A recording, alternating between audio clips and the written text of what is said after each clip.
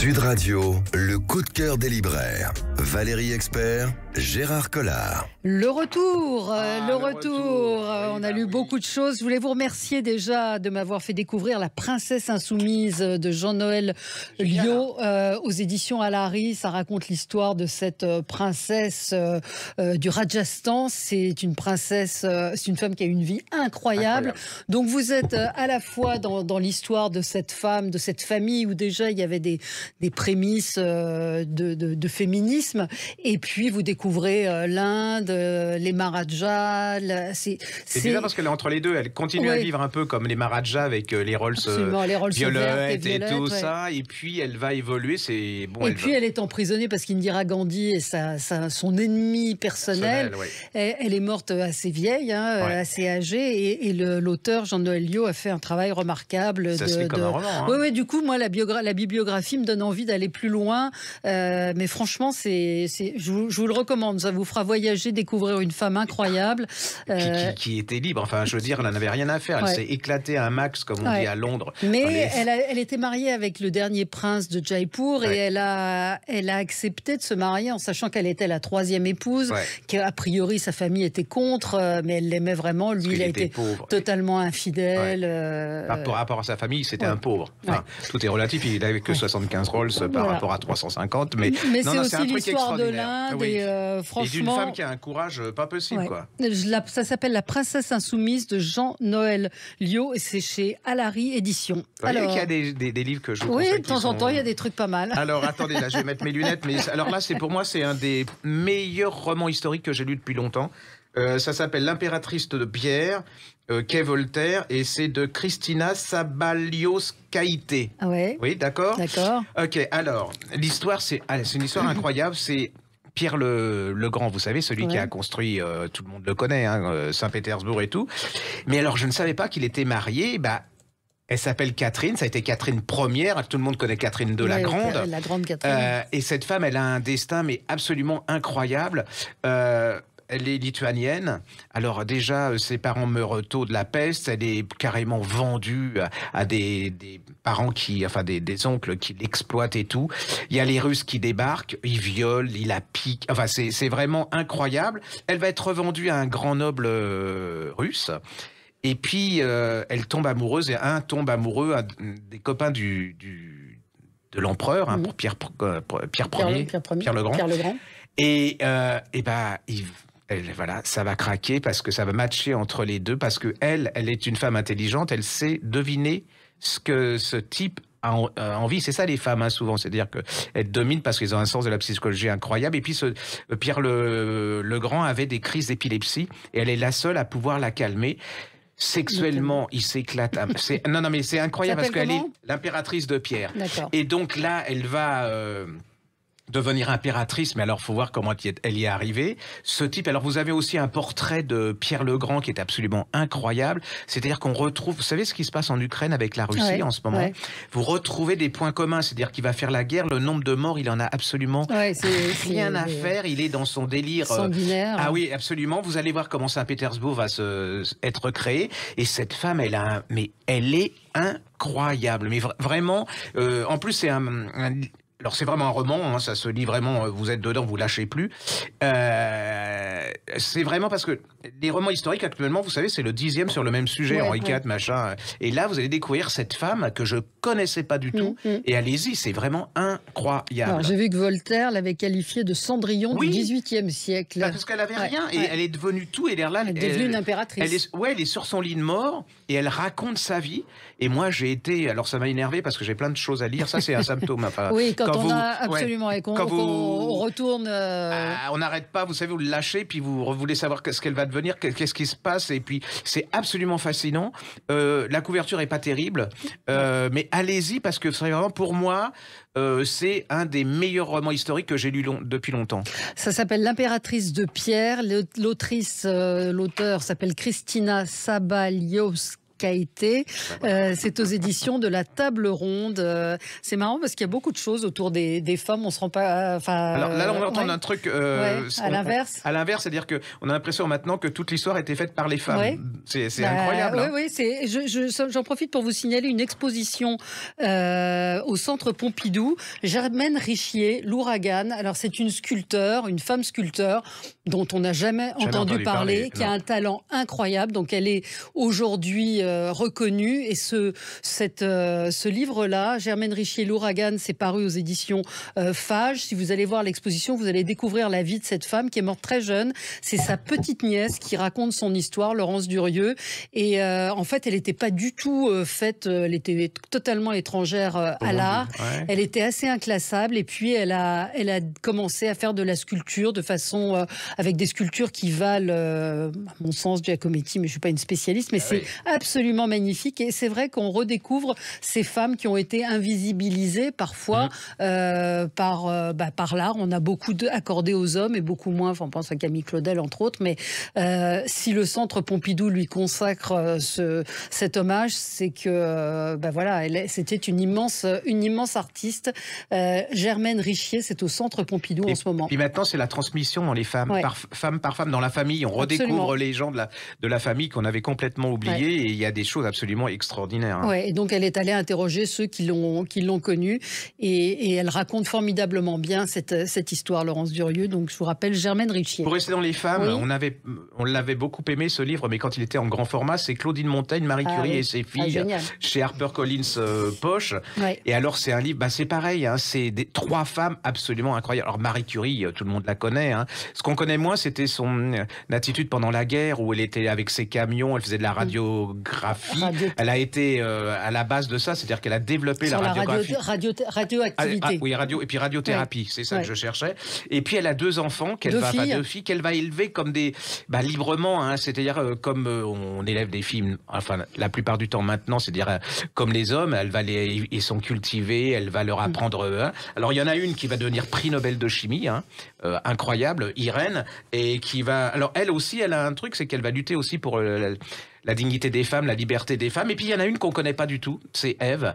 Ève, elle était plutôt écrivain, journaliste, elle était hyper célèbre à son époque, elle était très diplomate, et alors ce que je savais pas, c'est qu'elle était, comme on dit dans le quatrième de couverture, un pilier des forces françaises libres. C'est-à-dire que cette femme, alors Irène, on la connaît très bien, Marie Curie, on la connaît pas, mais allez-y, moi le personnage qui m'a le plus emballé, c'est Ève, parce qu'elle a complètement disparu de la circulation, elle a une importance à son époque. Auprès de De Gaulle, apparemment. Ah oui, non mais elle était hyper connue. C'était vraiment, je ne sais pas quelle est la comparaison actuellement, mais c'était un peu Françoise Giroud, vous voyez, tout le monde écoutait ce qu'elle écrivait, lisait ce qu'elle écrivait. Allez-y, alors c'est pareil, ça se lit comme un roman, c'est pas cher. Profitez, parce que je sais qu'en ce moment les gens ont un peu de problèmes. C'est un peu difficile. Le livre, c'est pas superflu, vous passez des bons moments et vous voyagez, vous découvrez des histoires formidables. Marie Curie et ses filles, c'est chez HarperCollins, Poche, 8 €. Franchement, Claudine Montaigne, elle s'appelle. C'est marrant parce que j'ai rencontré l'administratrice du Panthéon qui me disait que les femmes au Panthéon étaient des stars. C'est-à-dire que les gens qui viennent visiter le Panthéon sont beaucoup plus intéressés par le recueillement sur les tombes des femmes.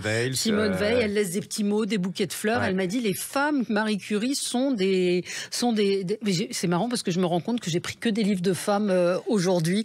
Je compense parce que là ça va devenir tragique. J'ai découvert cette jeune femme, Salomé Laoche, La vie est une corvée.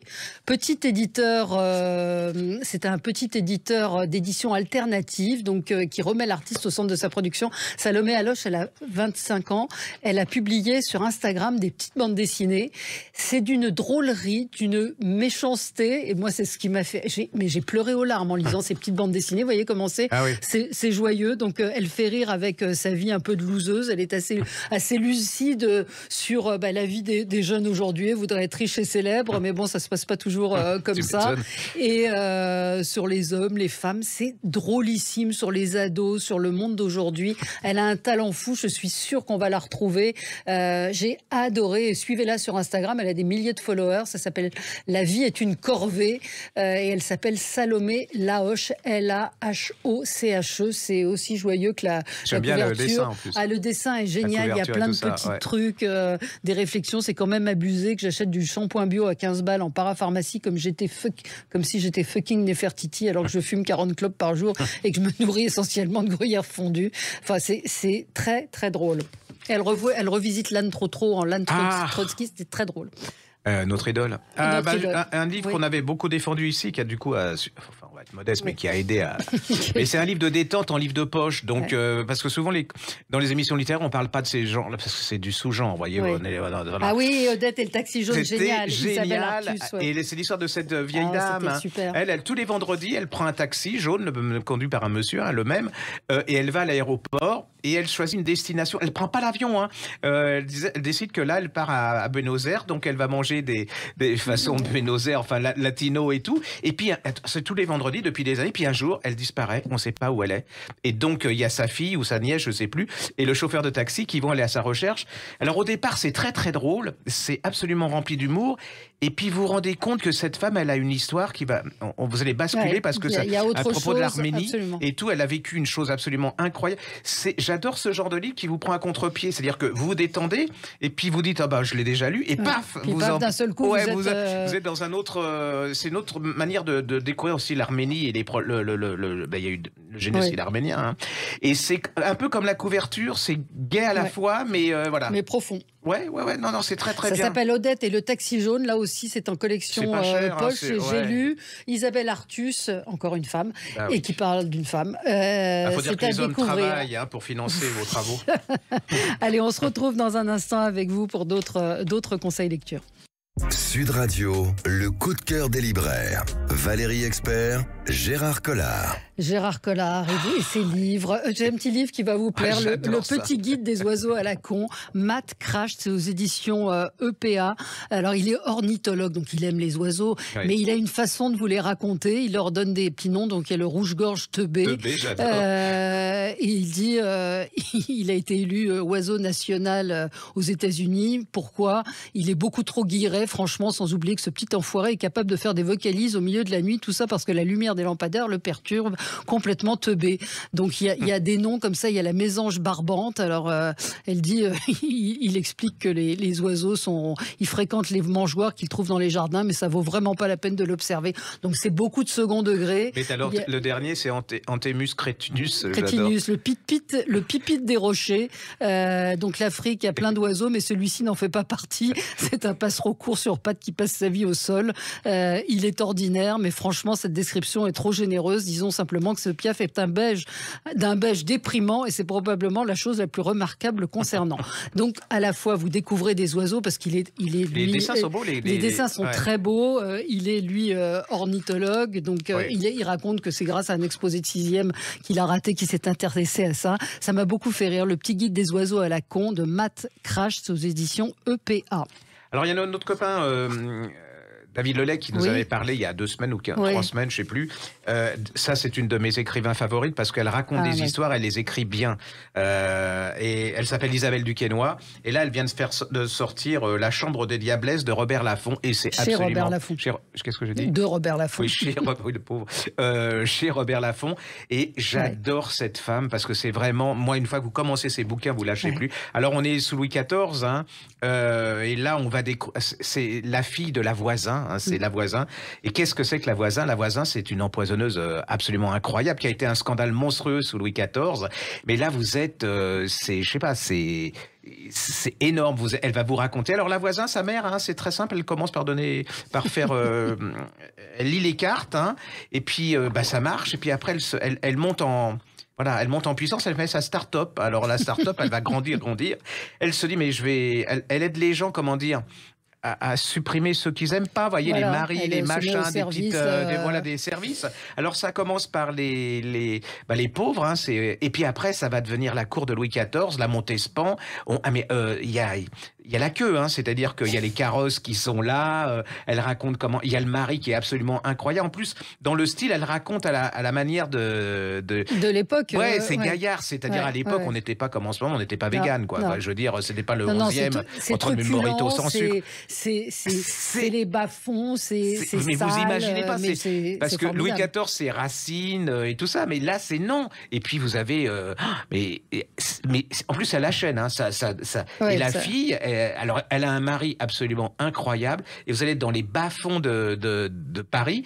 Alors, après, elle décide de s'habiller comme parce que pour rendre conscience, c'est la reine de la communication, elle se dit, pour rendre conscience, donner confiance aux grandes dames, je vais m'habiller comme les grandes dames, elle va parler comme les grandes dames, enfin avec elle, hein, parce que derrière, et c'est monstrueux, c'est-à-dire, mais c'est monstrueusement délicieux. Ah ouais, c'est monstrueusement délicieux, et une fois que vous commencez, vous ne lâchez pas, et c'est l'autre côté de l'histoire, vous savez, à l'école, on vous montre tous les grands et tout, et là, Louis XIV va la brûler, la fille va brûler, et là, il y avait près de 400, à peu près 450 personnes comme ça qui dans Paris faisaient disparaître les gens. Il y a un curé absolument incroyable. Je vous dis pas ce qu'ils font des enfants, c'est monstrueux.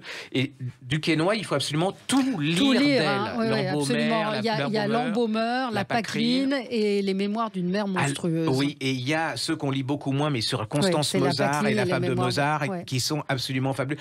Précipitez-vous, parce que c'est vraiment, pour moi, c'est une des écrivains de notre époque qui est alors assez méprisée, disons ignorée par les médias, parce que voilà, c'est pas Bec BD, ce n'est pas voilà. Non, mais c'est des histoires à chaque fois. L'embaumeur, c'est formidable, ça existe en collection de poche. Et puis la Pâqueline ou les mémoires d'une mère monstrueuse, moi c'est. Mais vous avez jamais lu des histoires, des livres comme ça? Des livres comme ça, oui, c'est franchement très très bon, très bon livre. Isabelle Duquesnoy, donc ça s'appelle La Chambre des Diablesses. Et on vous le conseille. Ouais, allez-y. J'ai lu un polar absolument génial, mais c'est pas une nouvelle, hein, de M.J. Arlidge. Oui. Ça s'appelle Action ou Vérité, c'est chez Les Escales. Alors là, une fois que vous commencez, vous ne lâchez pas. Mais alors, c'est vraiment, vous lâchez pas. Alors, on est à Southampton. En Angleterre, bien sûr, au temps du Covid. Et puis, il y a une inspectrice... Ça s'appelle Amsterdam, non? C'est pas ça, c'est pas le dernier? Oui, il y avait eu Amsterdam. Ça, c'était celui qui l'a fait découvrir. Et il y a qui est en 10-18, hein, Amsterdam. Oui, c'est son inspectrice fétiche qui s'appelle Hélène Grace. Alors, ça commence... on sent la violence, hein. Il y a le Covid, les gens sont chez eux. Ça commence par un incendie où il y a un type qui va griller, mais je vous dis pas de la manière. Après, il y a une femme, on lui vole sa voiture, mais elle est poignardée incroyablement, atrocement. Il y a plusieurs comme ça de assassinat. Alors apparemment, c'est pareil, il n'y a rien à voir. Et puis tout d'un coup, elle commence à enquêter. Alors faut dire aussi que s'est séparée avec son ex. Et son ex, il est aussi sur l'affaire. C'est un inspecteur, donc il va tout faire pour lui particulièrement. Il y a une journaliste, alors odieuse, enfin qui va mettre pour... Et là, vous allez voir comment ce puzzle... On comprend pas. On sait qu'il y a un puzzle, mais on sait pas quel est le lien entre toutes ces pièces. Est-ce que c'est pour cacher un crime? Est-ce que c'est pas pour cacher un crime? Je vais pas vous dire parce que sinon on va me dire que je. Vous racontez tout. Mais une fois que vous êtes dedans, et alors les personnages, même les seconds rôles, c'est comme dans les films, vous savez, dans les années 50, sont absolument bien faits. Elle, la fille, l'inspectrice, elle est psychologiquement bien. Vous avez envie de l'aider, quoi. Et alors, en plus, ce qui est génial, c'est que la fin, vous dites, il va y avoir une suite, parce que... Voilà, n'en dites pas plus. Voilà, alors, comment ça s'appelle? Ça s'appelle, je vais vous le dire, hein, ça s'appelle Action ou Vérité, aux éditions... Action ou Vérité. C'est aux éditions Les Escales, de M.J. Arlidge. Allez-y, c'est vraiment, lisez tout d'elle. Il faut tout lire d'elle. Bon, encore une femme. Joëlle Goron, la mamie qui dit tout haut, que les grands-mères passent tout bas. C'est très très drôle. Donc évidemment, Joëlle est une amie. Elle a coécrit avec Delphine Appiou, qui est journaliste, et elles avaient écrit Trop jeune pour être vieille. Et là, Joëlle, elle s'est rendue compte, Joëlle Goron, que les grand-mères d'aujourd'hui sont pas les mêmes que les grand-mères d'hier. Aujourd'hui, elles sont actives, elles sont... et puis, les jeunes femmes ont changé, et les jeunes hommes aussi. Et les jeunes femmes, elles supportent plus qu'on leur dise, qu'on leur fasse des réflexions. Donc, elle raconte de façon très humoristique, mais je pense que beaucoup de grand-mères vont se retrouver dans ce livre, et la conclusion, ce serait bouclé là. En gros, c'est fermez votre bouche, ne dites pas ce que vous pensez. Vous avez choisi un prénom, et ne dites pas ah bon, Danao comme le yaourt ou j'ai connu une Colette à l'époque, c'était une vraie peste. Donc il y a des dites, ne dites pas, et c'est comment entretenir de meilleures relations avec ses enfants. Donc il y a les typologies de grand-mère, et puis c'est quand même un regard sur l'époque et sur la façon dont je crois que les grand-mères ont changé aussi. Les grand-mères ont beaucoup changé, en fait, les grands-pères, oui, elles sont plus grand-mères. Oui. Et c'est ça qui est un peu. Moi, j'aimais bien le côté ma grand-mère qui venait faire les confitures, alors c'est vrai qu'elle s'engueulait avec ma maman. Ben voilà. Voilà, oui, c'est vrai. Oui. Donc voilà, c'est franchement très très drôle. Si vous êtes grands-parents, vous allez éclater de rire parce qu'elle dit effectivement tout ce que les grands-mères, parce que quand elle a écrit son livre, elle m'a raconté, elle disait, les gens disaient non, tout va bien, et puis dès qu'on pose la question et qu'on tire le fil, c'est oui, mais je peux rien lui dire. Franchement, c'est aux éditions de Noël. Joël Goron, la mamie qui dit tout haut ce que les grands-mères pensent tout bas. Qu'est-ce qu'on lit? On a encore un? Alors, c'est Philippe Motte. Philippe Amotte, ça s'appelle Le jour où ma mère m'a tout raconté chez HarperCollins Poche. Ça, on l'avait beaucoup défendu. C'est une jeune femme, elle s'appelle Lily, et là, elle va rentrer à l'hôpital psychiatrique. Alors, il y a son mari. Alors lui, il est parfait, tout le monde l'adore. Elle, c'est la folle. En fin de compte, elle a un petit carnet rouge à l'hôpital. Alors, dans l'hôpital psychiatrique, c'est pas dément. Enfin, c'est pas dément. Ouais. C'est pas triste parce qu'elle va rencontrer plein de personnes qui sont beaucoup plus intéressantes dans l'absolu que ceux qui sont à l'extérieur. Et là, elle a un petit carnet rouge et elle vous raconte ce qu'est sa vie. En fait, elle est d'origine corse et elle est toute jeune et elle va découvrir l'amour. Mais alors, elle se fait avoir, hein, donc elle va avoir un enfant, et là c'est la catastrophe parce qu'en Corse, il faut se marier, hein, il y a pas, et donc on va la marier de force. Et alors je vous la fais courte, mais c'est 3 femmes, la mère, la grand-mère et la petite fille, et ils sont unis par un secret, parce que dans cette famille, il y a un secret qui va bousiller la vie de ces 3 femmes. Et elle, c'est l'histoire d'une femme qui veut être libre, mais qui va être, la société, elle n'est pas prête. Oui, on est dans les 70, la société, elle n'est pas prête à ça. C'est sublime. On la refera la semaine prochaine. Comment ça s'appelle, redites? Ça s'appelle Philippe Amotte. Non, l'auteur c'est Philippe Amotte. Oui, Motte, M-O-2-T-E. Le jour où ma mère m'a tout raconté chez HarperCollins Poche. Ne passez pas à côté. Et puis je crois que sur la couverture, il y a une citation de Gérard Collard. C'est donc formidable. c'est automatiquement... On parle encore de femmes. Là, si vous voulez, là aussi, vous détendre, La cure de Cécile David-Weill. C'est chez Odile Jacob. C'est un roman. Elle en fait assez peu de romans. C'est joli, la couverture est très jolie. Alors vous allez adorer parce que ça se passe... vous allez adorer. Ça se passe dans des centres de cure, vous savez, c'est très à la mode, on part faire une semaine de détox, etc. Donc il y a une chef cuisinière qui est un peu rondouillarde, il y a une femme un peu snob, un peu chic. Voilà. Et donc c'est un huis clos puisqu'ils vont se retrouver, elles vont se retrouver dans ce centre de cure, donc avec l'objectif de maigrir, de se remettre en forme. C'est à la fois l'amitié entre femmes, les différences sociales, puisque l'une est un petit peu une journaliste pas très fortunée, l'autre est très riche. C'est très très bien vu sur ce lieu finalement où il y a beaucoup de gens fortunés, mais la comédie, c'est la comédie humaine, c'est tout ce qui peut se passer, les relations, l'ambition professionnelle. Moi, je suis en train de le lire et j'avoue que je me régale, c'est le cas de le dire, parce que ça vous fait pénétrer déjà dans ce monde des cures et puis surtout les relations. C'est le monde des apparences, c'est complètement ça, c'est le monde des apparences. C'est très très bien écrit. C'est une comédie, mais une comédie qui fait réfléchir. Ça s'appelle La cure de Cécile David-Weill et c'est aux éditions Odile Jacob. Et la semaine prochaine, ne nous loupez pas parce que je vous parlerai certainement d'un des plus beaux romans de l'année. Ah oui, un roman exceptionnel. Quel teaser. Eh bien, à la semaine prochaine, Gérard. Merci à vous. Et on se retrouve demain pour les débats et dimanche prochain pour les livres.